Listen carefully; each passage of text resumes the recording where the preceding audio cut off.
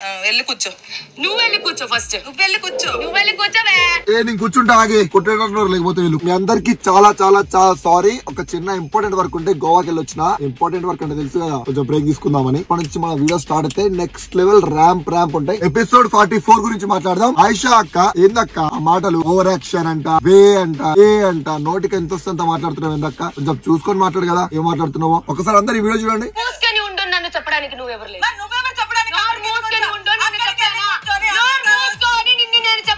ఎడిగిపోతున్నావు? కొడతామైందామని ఇంటికి నువ్వు రౌడిజం చేయడానికి వచ్చావా, లేకపోతే ఇల్లు మొత్తం నీకు భయపడాలని చూస్తున్నావు? అసలు ఎందుకు వచ్చినావు ఇంటికి? రీతు అక్క రాము రాతో నామినేట్ చేసినావు. అదను రీజన్స్ ఏం చెప్పినావు? నాకు ఎక్కడ కనిపించట్లేడు అంట. అవునా? నువ్వు డిమాండ్ చుట్టూ తిరుగుతూ ఉంటే నీకు ప్రపంచం ఎక్కడ కనిపిస్తుంది అక్క? ఎవరి దగ్గరికి వెళ్ళి అన్నాడు నాకు ఎవ్వరు లేరు ఇంట్లో, నేను ఒక్కడే అని బాధపడుతున్నా అని చెప్పి ఎవరితో అన్నాడు? అట్లా ప్రూఫ్ అడిగిండు. ప్రూఫ్ అంటే వీడియో చూసుకో అనేసి ఏమంటున్నావు? ప్రూఫ్ అంటే వీడియో చూపించడమే కాదక్క. ఆ అబ్బాయి ఎవరితో అన్నాడు, ఎప్పుడు అన్నాడు, ఆడ పేరు తీసుకొని వాళ్ళ ముందు అడిగితే క్వశ్చన్ బాగుంటది. అంతే కాకపోతే ప్రూఫ్ చూపి అది అంటున్నావు. నీకు డిమాండ్ ఒక్కడుంటే సార్ నీకు బిగ్ బాస్ మొత్తం గెలిచేస్తా అనే ఫీల్ లో ఉన్నావు. ఇది మాత్రం 1000% రైట్. అనుజ అక్క ఏమన్నావు నువ్వు? Who the hell are you?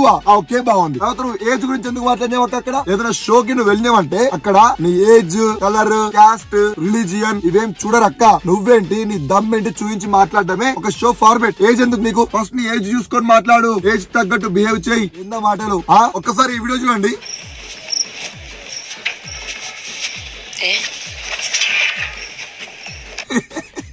ఇదెక్కడి మాసరా మామ? ఆయిషా హే అంట షాక్ అయిందక్క. అనుజ అక్క ఏక్ నెంబర్ డైలాగ్ వేసినావు ఈ రోజు. 2 హ్యాండ్స్ కలిస్తే సప్పుడు వస్తుంది.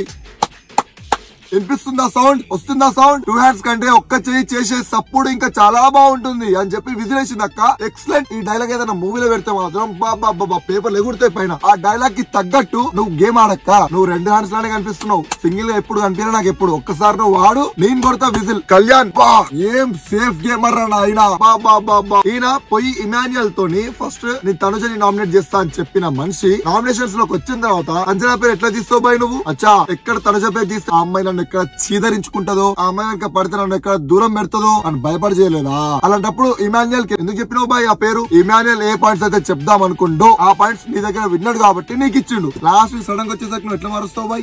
ఆల్రెడీ నేను చెప్దాం అనుకున్న పాయింట్స్ వేరే కాడ నుంచి చెప్పేసిర్రు. ఆమె గురించి చెప్పిన వేస్ట్ ఇప్పుడు యూజ్లెస్ అనేసి అంటున్నావు కదా. స్టార్టింగ్ లో సంజన గారు గుడ్లు దొంగతనం చేసినప్పుడు ఇల్లు మొత్తం నామినేట్ చేసిరు కదా ఆమెని. సేమ్ రీజన్ తోని సేమ్ పాయింట్స్ తోని. మరి అప్పుడు ఎందుకన్నా నువ్వు చాలు నేను చేయను ఇట్లా సేమ్ పాయింట్స్ మీరు చెప్పేసారు. ఆ పాయింట్ చెప్పి నేను చేయనని చెప్పి నువ్వు నామినేట్ చేయకుండా ఉండాల్సింది కదా అన్న. ఎందుకు చేసినావు మరి ఆమెని? అచ్చా ఇక్కడ తనుజ మిస్ అవుతుందా? నేను డేకదానా?